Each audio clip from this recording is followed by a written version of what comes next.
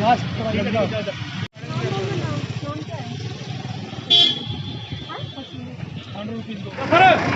का लोड नहीं गड्डी बंदे सीरियस बात है नहीं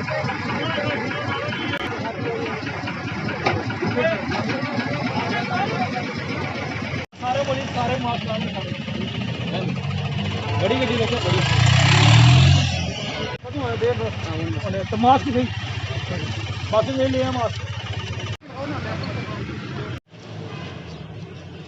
सर एटीएम है मेरे को हेलो हेलो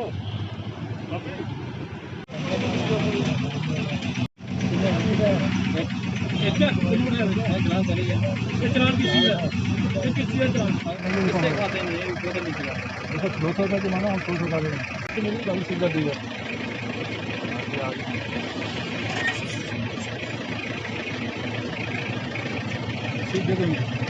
क्या नाम है आपका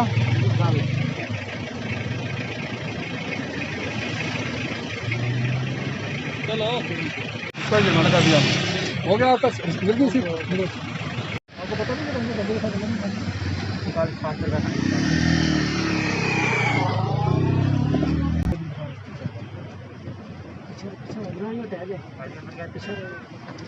तो भाई बंदे के साथ बंदा हम लोग क्या परेशानी कर रहे हैं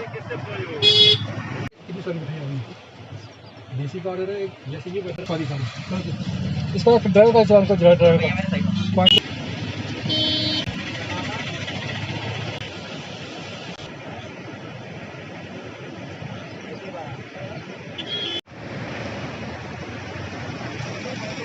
देखिए पुलिस का काम जो है वो समाज के अंदर अमन व कानून बहाल करना है। पुलिस जो है हमारी इस वक्त फ्रंट लाइन कोरोना वॉरियर्स में ये लोग आते हैं। तो हमें इस वक्त हमारे जो एसएसपी साहब हैं डॉक्टर विनोद कुमार हैं और साथ में हमारे SHO station house officer Poonch जो हैं एसडी सिंह साहब, तो मैं समझता हूँ कि इस वक्त दिन रात ये लोग एक कर रहे हैं, रात को ड्यूटीज़ भी दे रहे हैं। जो हमारा मंशियात का चक्कर है, ड्रग जो मैनेस है उसको भी चेक कर रहे हैं, मिलिटेंसी को भी देख रहे हैं। तो उसके बावजूद अब पुलिस की यहाँ तक नौबत आ गई है कि वो हम लोगों से ये कह रही है कि अपनी जान बचाने के लिए आप मास्क पहन लें। तो पुलिस का तो इस वक्त मल्टीफेरियस रोल है। पुलिस का इस वक्त जितना काम है, मैं समझता हूँ कि किसी भी डिपार्टमेंट का इतना काम नहीं है, इतना वर्कलोड नहीं है कि जितना पुलिस का। पुलिस का काम सिर्फ ये है कि लॉ एंड ऑर्डर देखना, और पुलिस लॉ एंड ऑर्डर के साथ ड्रग्स भी देख रही है, मिलिटेंसी को भी देख रही है, क्राइम को भी चेक कर रही है, और अब हम लोगों से ये भी कह रही है कि मास्क पहनिएगा, अपनी जान बचाइएगा। तो पुलिस तो इस वक्त बेमिसाल जो है वो रोल पूरी यूटी में और ख़ास तौर पर सरहदी ज़िला पुंछ में पुलिस का जो रोल है, पुलिस का जो किरदार है वो काबिल तारीफ़ है। मुबारकबाद देते हैं एसएसपी साहब को भी, और हमारे जो एसएचओ साहब हैं यहाँ पर is a quite human you see person, उनकी जितनी भी तारीफ़ की जाए वो कम है। हमें पुलिस के साथ पूरा सहयोग और ताउन। खाली दिल्ली में आया और दिल्ली गवर्नमेंट के हाथ खड़े हो गए हैं। ऑक्सीजन की कमी है, 1400 से ज़्यादा अफराद जो थे वो कल अपनी जानों से हाथ धो बैठे। दिल्ली कैपिटल जहाँ वज़ीर आज़म हिंद, प्राइम मिनिस्टर बैठता है, चीफ मिनिस्टर है, पूरी कैबिनेट है, राजधानी ये मुल्क की, वहाँ इस वक्त इतनी दुर्दशा है कि कल भी अपने वज़ीर आला जनाब केजरीवाल साहब कह रहे थे कि स्थिति चिंताजनक है। दिल्ली की ये हालत है। अगर पुंछ में ऐसा कुछ होता है तो आप ये देखिएगा कि पुंछ में हमारे पास हॉस्पिटल के अंदर हाई स्पीड ऑक्सीजन नहीं है, दूसरी है, लेकिन जब हाई स्पीड की ज़रूरत पड़ती है तो फिर जम्मू रेफ़र करते हैं।